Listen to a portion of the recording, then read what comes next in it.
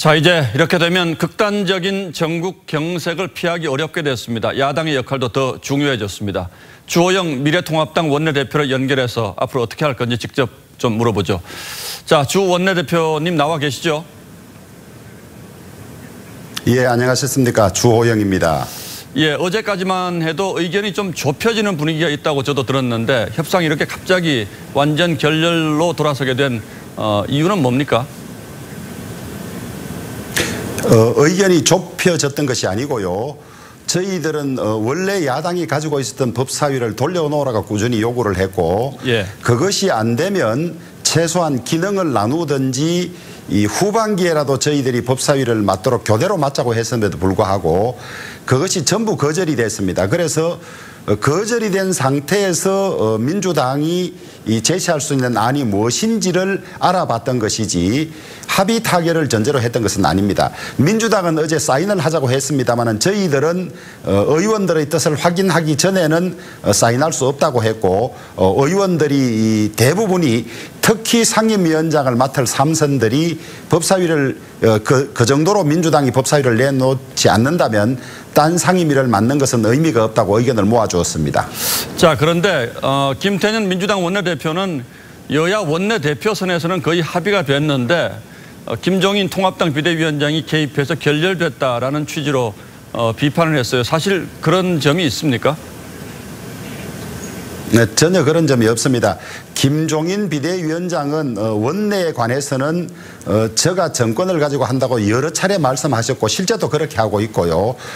제일 강하게 반대를 했던 분들이 상임위원장을 맡을 3선들이 절반 가까이가 저희들이 국민 보기에 법사위가 견제와 균형에 가장 필요한데 법사위를 받아오지 못한 상태에서 상임위원회 몇 개 가지고 오면 상임위원회 몇 개 받아내려고 우리가 저랬나라는 비판을 받으니 절대 그렇게 받으면 안 된다고 강하게 요구를 했습니다. 만약에 그렇지 않았다면 오늘 의총에서 반발이 있었을 텐데 오늘 이렇게 한 결정에 대해서 의총에서 의원들이 이 결정이 잘못되었다고 한 사람은 한 사람도 없었다는 점만 봐도 잘 알 수 있습니다. 예, 뭐 결국 법사위군요. 자, 그런데 이제 국회의장이 앞으로 또 통합당 의원들 상임위 강제 배정하겠다 지금 이렇게 하고 있는데 여기에는 어떻게 대응을 하실 생각입니까? 이미 상임위 강제 배정이 됐는데요. 지금 개원국회에서 의장이 이 타 당의 의원을 의사도 묻지 않은 채 강제 배정을 2차례나 한 일은 재헌국회 이래 이번이 처음입니다. 박병석 국회의장은 뽑히는 과정도 민주당으로만 뽑혔지만은 자신이 의회주의자라고 하면서 무슨 폭거를 저질렀는지 아직 잘 모르는 것 같습니다. 두고두고 헌정사에 이 2차례의 폭거는 오점으로 남을 것이라고 확신합니다. 자, 일단 당장 여당이 오늘 바로 이제 3차 추경 심사에 들어가지 않았습니까? 여당이 추경을 통과시키겠다고 하면 상임위부터 들어가서 막습니까? 아니면 그냥 두실 계획입니까? 저희들은 이번 추경의 문제점을 계속 언론에 지적하고 있는데요. IMF 때도 하지 않았던 추경을 3차례나 하면서 자신들의 경제 실정을 코로나 탓으로 돌리고 있고요.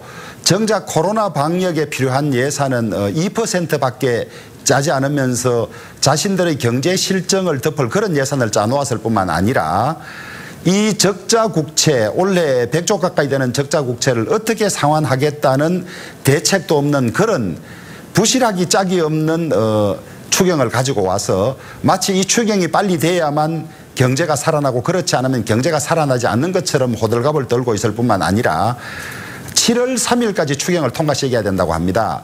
35조가 넘는 국가 예산을 불과 3, 4일에 통과시킬 일이 어디 있습니까? 임시국회가 7월 3일에 끝난다고 하더라도 민주당만 심의한다고 할지라도 이 예산은 충분히 심의해야 되겠죠.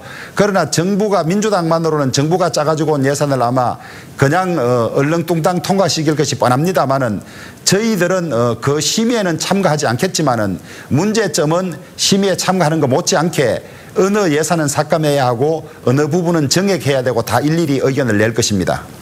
예, 법안 처리 과정은 그렇습니다만 남북관계라든지 또 위안부 관련 윤미향 의원 문제 같은 건 또 이제 국회 차원의 조사가 필요한 점도 분명히 있는데 이렇게 되면 이런 부분들도 앞으로 어떻게 전혀 추진을 못 하시는 겁니까? 아니면 이런 부분들은 개별적으로 협조를 하실 생각이신가요? 민주당은 법사위를 자신들이 가지고 가는 것을 전제로 한명숙 전 총리 수사 재판 관련해서 청문회를 할 수 있고, 그다음에 윤미향과 정의연 관련 그다음에 한일 위안부 협상 후속 조치 과정 이런 것에 대해 국정조사를 할 수 있다고 했습니다마는 저희들은 그것을 넘어서 남북 정상회담, 북미 정상회담 과정이라든지 울산시장 선거 불법 선거 공작 과정이라든지 5건의 이 국정조사를 모두 요청했습니다마는 법사위를 가져가면 2건을 해줄 있다고 했는데 저희들이 거절했죠.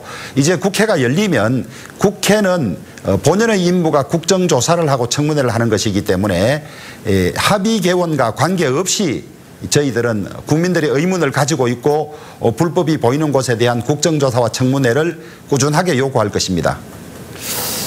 예, 오늘 말씀을 잘 들었고요. 저희가 오늘 김태년 민주당 원내대표께도 인터뷰를 요청을 했습니다. 김 원내대표께서 수락하신다면 내일 반론할 기회를 똑같이 드리도록 하겠습니다. 자, 주 원내대표님 오늘 말씀 고맙습니다.